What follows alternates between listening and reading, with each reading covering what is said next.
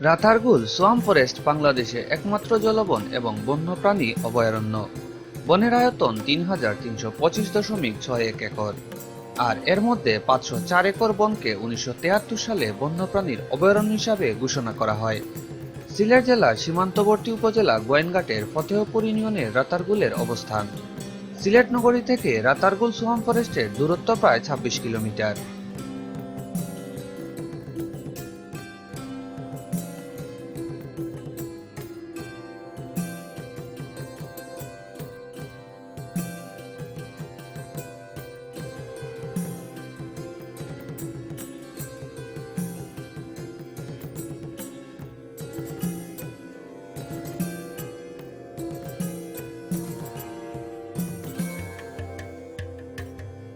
এই জলাভূমির উত্তরে গোয়েনঘাট নদী, দক্ষিণে বিশাল হাওর, মাঝখানে জলাভূমির বন রাতারগুল, যা বাংলার অ্যামাজন নামে পরিচিত।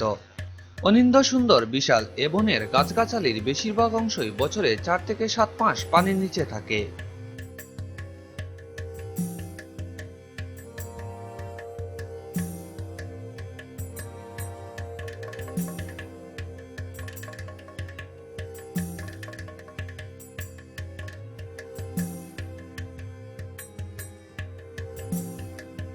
মূলত প্রাকৃতিক বন হলেও বেত, কদম, হিজল, মুর্তা সহ নানা জাতের পানি সহিষ্ণু গাছ লাগিয়েছে বন বিভাগ।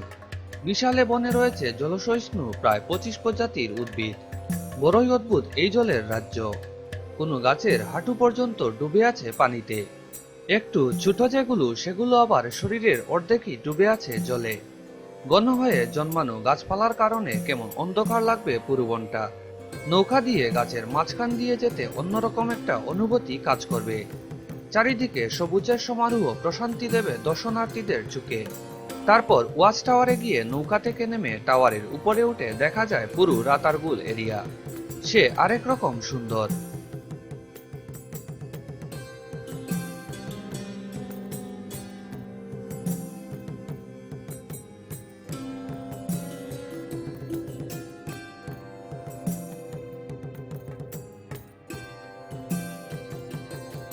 বৃষ্টির দিনে প্রকৃতির এই রূপ দেখলে যেন মনে হবে রূপকথার রাজ্য।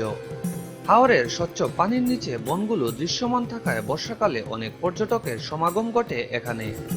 আবার শীত মৌসুমে ভিন্ন রূপ ধারণ করে এ বন।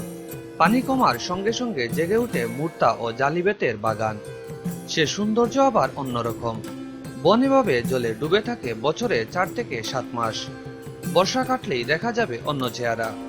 তখন বনের ভেতরের ছোট নালাগুলো পরিণত হবে পায়ে চলা পথে। সেই পথ দিয়ে হেঁটে অনায়াসে ঘুরে বেড়ানো যায়। সিলেটের স্থানীয় ভাষায় মুর্তা বা পাটি গাছ রাতা গাছ নামে পরিচিত। সেই মুর্তা অথবা রাতা গাছের নামানুসারে এই বনের নাম হয়েছে রাতারগুল।